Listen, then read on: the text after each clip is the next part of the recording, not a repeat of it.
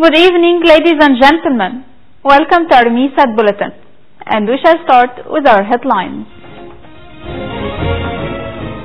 Earthquakes in western Iran kill 2, injure 310. John McCain dies at 81 after battle with brain cancer.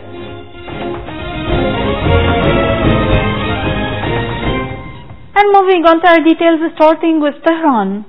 4 earthquakes, including one at magnitude 6, shook western Iran on Sunday, killing at least 2 people and injuring 310, according to what the state media reported. On Sunday, the quakes began after 2:30 a.m. with the magnitude 6 striking near the city of Javanrad, some 460 kilometers west of the capital, Tehran. There were then 3 apparent aftershocks until sunrise, all at least magnitude 4.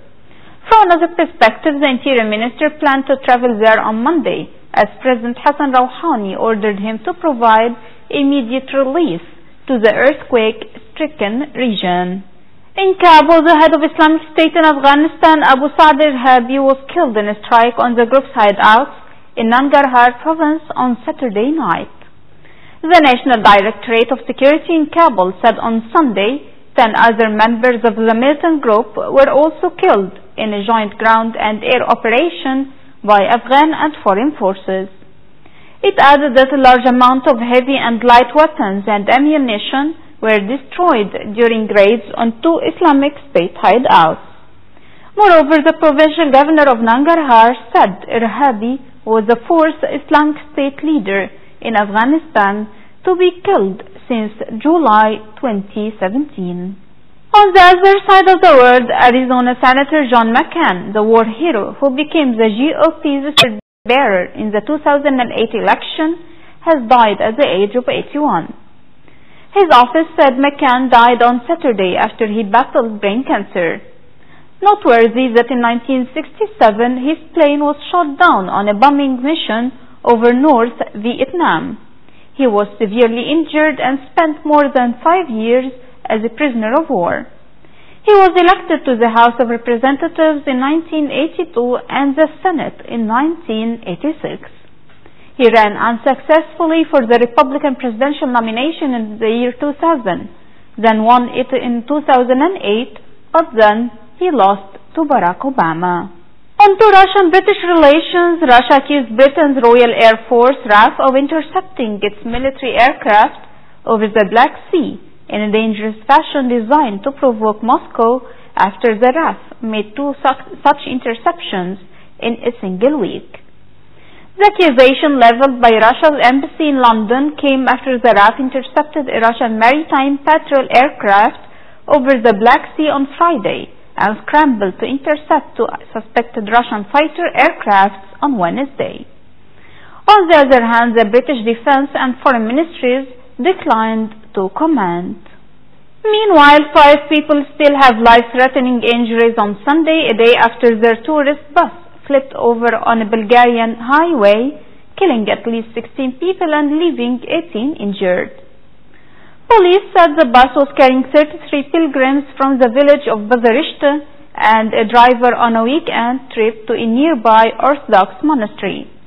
It overturned on Saturday and dropped down onto a side road below the highway, about 50 kilometers north of the capital, Sofia. Police also said on Sunday that 13 people died at the scene, among them a 13-year-old boy, and 3 of the injured died in the hospital. On another side, Australian Foreign Minister Julie Bishop resigned from new Prime Minister Scott Morrison's cabinet on Sunday, 2 days after a bruising leadership battle that toppled former Prime Minister Malcolm Turnbull. Bishop had been Foreign Minister since 2013 and was replaced by former Defense Minister Mary Spillane in the new cabinet lineup announced by Morrison after she resigned. Meanwhile, Morrison replaced Turnbull in a party room vote after a week of political chaos in Canberra that marked the emergence of Australia's 6th Prime Minister in less than 10 years. And finally, in Africa, Zimbabwe on Sunday inaugurated a president for the 2nd time in 9 months. The military-backed President Emerson Mnangagwa, who again took the oath of office, faces the task of rebuilding a worsening economy and uniting a nation deeply divided. The 75-year-old Mnangagwa, who took power from his mentor Mugabe with the military's help in November, said, "My door is open and my arms are outstretched," to main opposition leader Nelson Chamisa after the Constitutional Court on Friday rejected opposition claims of vote rigging and upheld the president's narrow July 30th victory. Mnangagwa also said it is time to move forward together, promising democratic and economic reforms. And before ending our news, let's take another look at the most important headlines for today. Earthquakes in western Iran kill 2, injured 310. John McCain dies at 81 after battle with brain cancer.